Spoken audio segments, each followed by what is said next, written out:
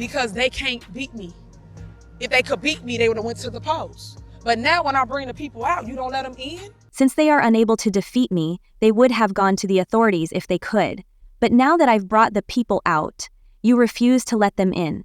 We are your bosses, we are the citizens of Dole, and you will stop treating us this way.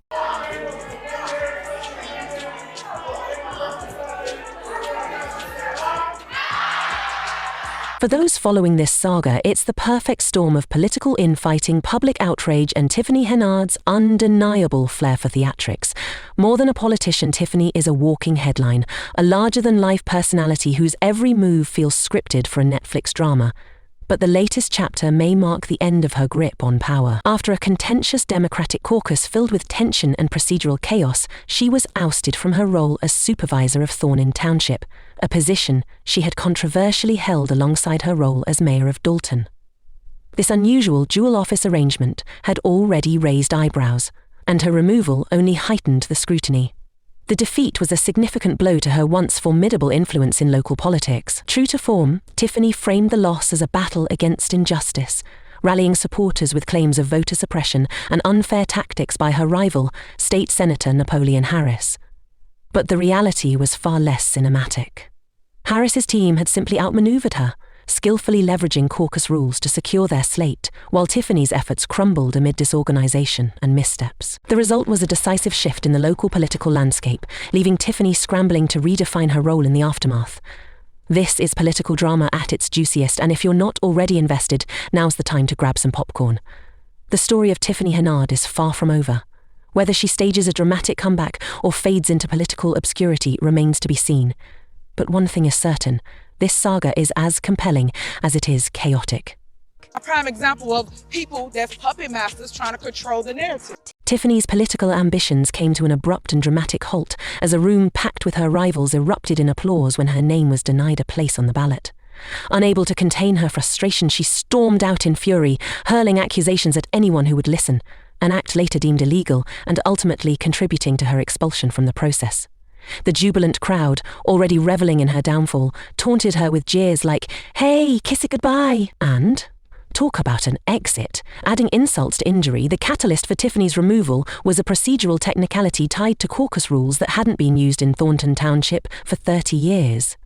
Under these revived rules, a full slate of 8 candidates was required to qualify for the ballot, covering key positions like township supervisor, highway director, clerk, assessor, and 4 trustees. Tiffany's team fell short of this requirement due to the absence of a certified assessor, rendering her slate incomplete and sealing her fate in the process. This failure left the door wide open for State Senator Napoleon Harris, who also serves as the Democratic committeeman for Thornton Township, to seize control of the process.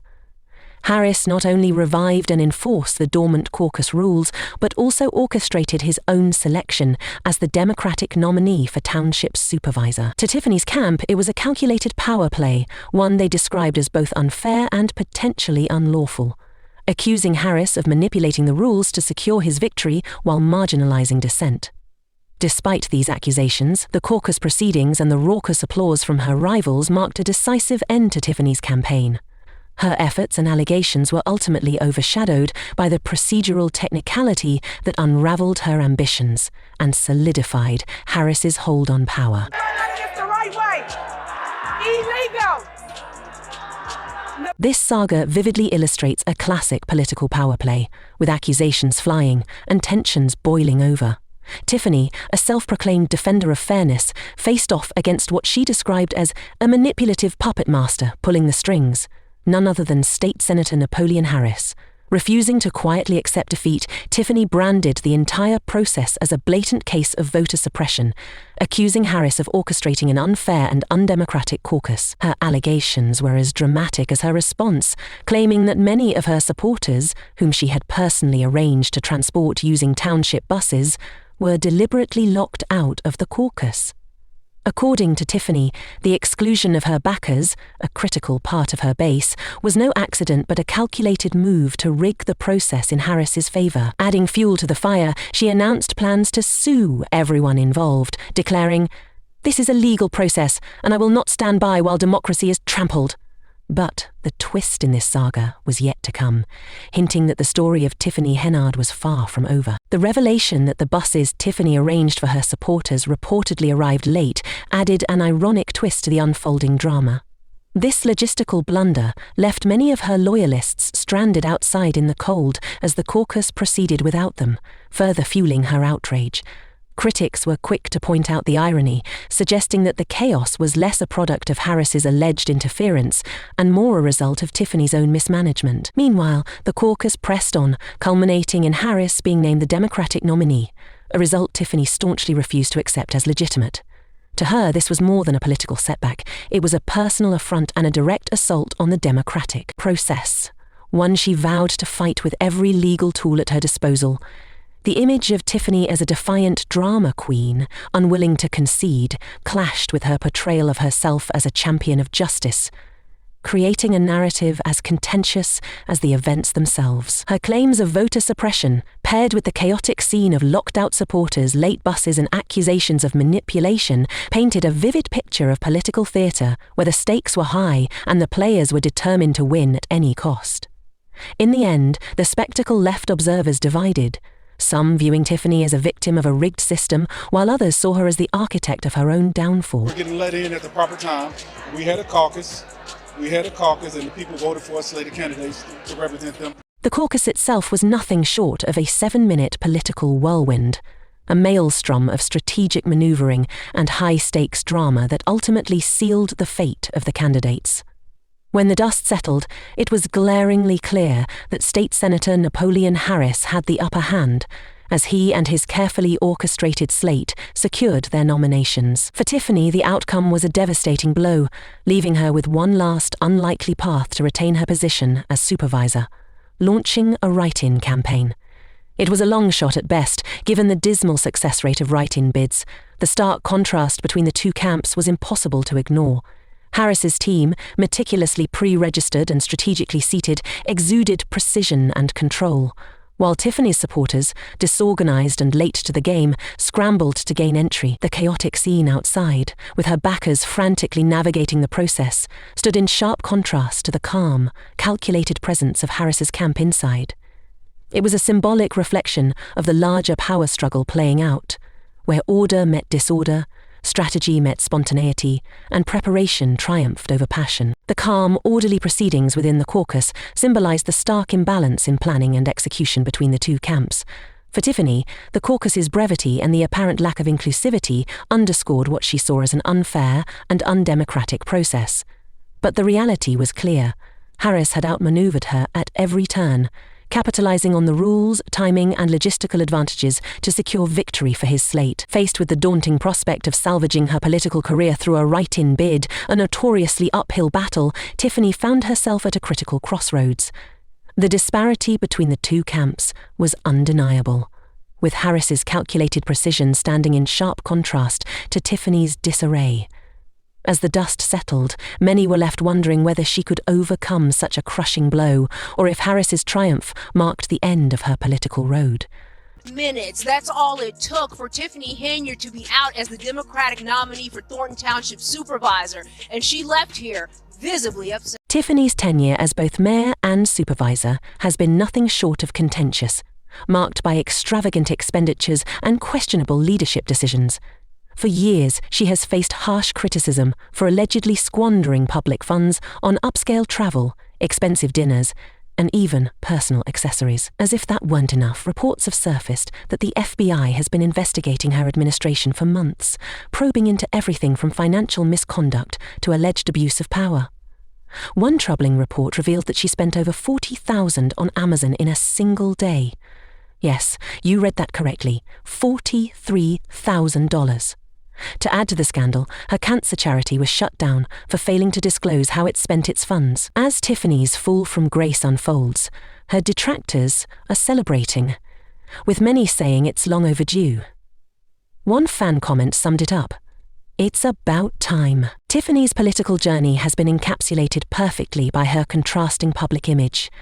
While her supporters praise her boldness and unwavering confidence, others see her as conceited and divisive. Her public outbursts, like the infamous village board meeting where she declared, "Like it or not, I am your mayor," have only reinforced the perception that she thrives on conflict. Some critics have even compared her to a reality TV villain, driven by drama and confrontation. Supporters had grown accustomed to her combative style, with one reaction even likening it to winning a lottery. Yet, when she failed to show up, her absence added to the sense of chaos. In the end, this aggressive approach may have alienated key political allies, making her defeat at the caucus even more likely. Her inability to maintain unity within her own camp reflected a broader loss of support, leaving her political future uncertain. The timing and the people's vote led to the selection of new candidates to represent them, adding to Tiffany's long list of challenges. One of the most pressing issues has been the constant scrutiny of her financial decisions, with many questioning the nature of her purchases. Her attempt to implement a 100% property tax refund for residents has been met with skepticism, with critics calling it a desperate bid to buy loyalty ahead of her re-election campaign. The stark contrast between her extravagant spending and the financial struggles of Dalton's residents, with a median income of just $24,000 per year, has not gone unnoticed. The $43,000 she spent on Amazon in a single day has come to symbolize the excesses of her administration, fueling further criticism. Know this, I am gonna come through on a landslide just like Trump did. Know that I will be victorious.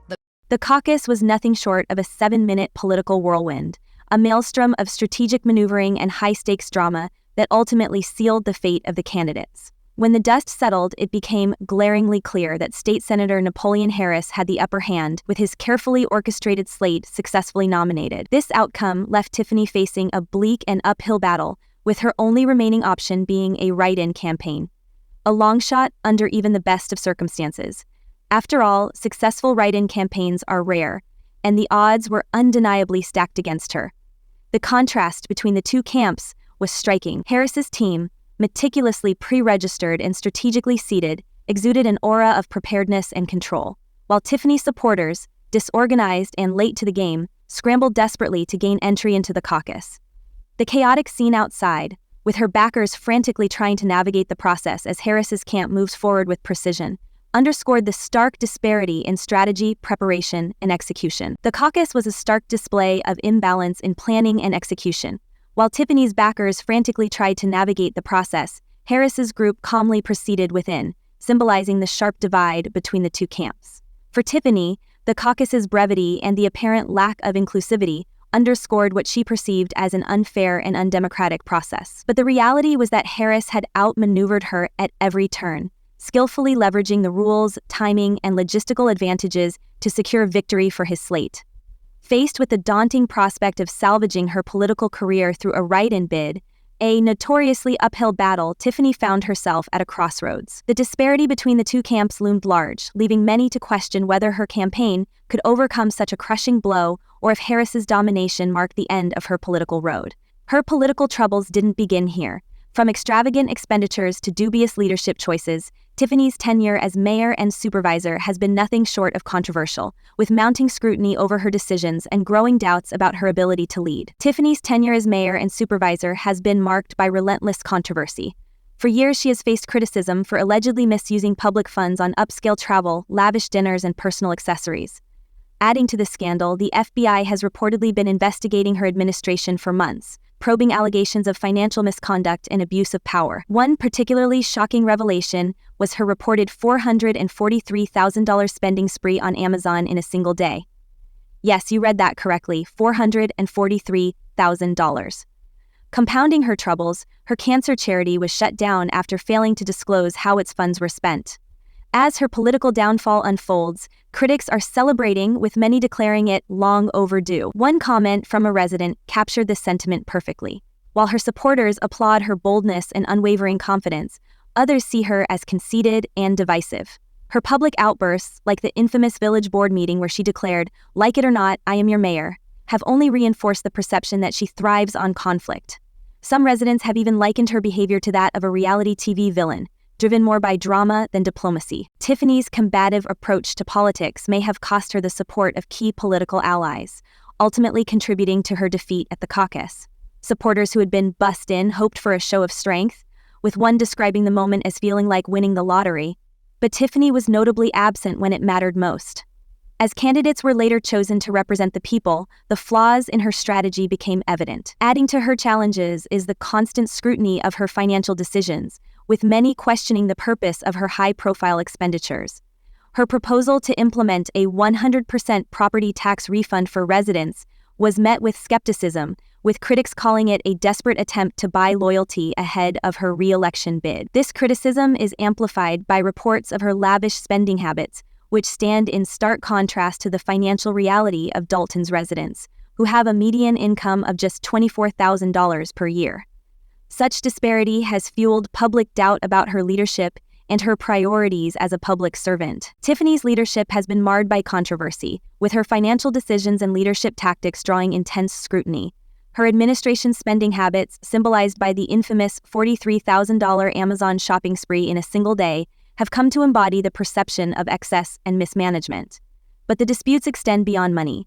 Accusations of political retaliation have further tarnished her image. Local business owners have alleged that they were targeted after refusing to sponsor her events, with one pub owner claiming their establishment was raided by police in apparent retribution. Such claims suggest a leader willing to wield power for personal vendettas, further eroding public trust in her ability to govern impartially. Critics argue that power should be exercised with fairness, not favoritism, calling for leadership that gives people a voice. Yet, despite the growing backlash, Henyard's supporters remain steadfast, framing her as a trailblazer with the courage to challenge the status quo. To them, her boldness is a mark of bravery, not belligerence, and they continue to rally behind her, convinced that her defiance is proof of her strength as a leader. Tiffany's supporters see her as a trailblazer, a leader, unafraid to stand up for her beliefs even when the odds are stacked against her. But for many others, her defiance looks more like denial. With ongoing investigations and her political power steadily eroding, the question remains, how long can she keep fighting before the entire house of cards collapses? Undeterred, Tiffany is not backing down. She's already planning to file a lawsuit to challenge the caucus results, claiming the process was rigged against her. Her campaign is now hinging on a write-in bid, a notoriously difficult path to victory. Still, she's counting on her name recognition to pull through. I think enough people know her name to write it in, and I believe we could still win it, one ally declared. But the uphill battle ahead is steep, especially with a formidable opponent like State Senator Napoleon Harris, who now has the backing of the Democratic machine. As Tiffany fights to remain relevant in the political arena, her resilience will either fuel an unexpected comeback or mark the final chapter of her tumultuous career. Tiffany's political future grows more precarious as dissatisfaction with her leadership mounts on multiple fronts. Her relationship with the community has soured, with many residents turning against her during a recent village board meeting amid accusations of financial mismanagement and claims of political retaliation. The discontent was palpable, with one neighbor calling out the unbelievable disrespect she displayed at the microphone. But it's not just the public that's losing faith. The Dalton Police Department has been plagued by instability. The department has operated without consistent leadership for most of the year, and officer morale is reportedly at an all-time low.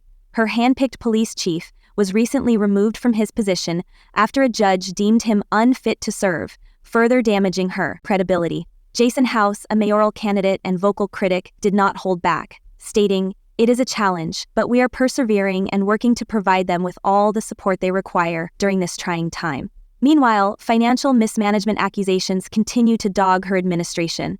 The village's general fund balance has dropped significantly, a stark reminder of the fiscal disarray she is accused of leaving behind. As State Senator Napoleon Harris secures the full support of the Democratic Party, Tiffany faces an uphill battle on all fronts, with dwindling public trust, a fractured police force, and the looming threat of financial collapse, all converging to challenge her grip on power. Tiffany Henyard's fall from grace has been marked by financial mismanagement, personal scandal, and political turmoil. Once at the helm of Dalton's leadership, she now faces harsh scrutiny after the village's general fund plummeted from a $5 million surplus in 2022 to a nearly $4 million deficit by 2024, according to a preliminary report from former Chicago Mayor Lori Lightfoot. The report further alleges that Henyard used a village credit card for personal expenses at retailers like Target, Walgreens, and Wayfair, sparking outrage among residents who have since dubbed her the worst mayor in America and called for her removal. Her personal life is no less chaotic, with reports of an impending eviction from her rented home after failing to pay rent for several months. Her landlord claims she and her boyfriend stopped payments in August and even changed the locks to bar the landlord from entry. This combination of financial, political, and personal controversies paints the picture of a leader increasingly seen as out of touch with reality.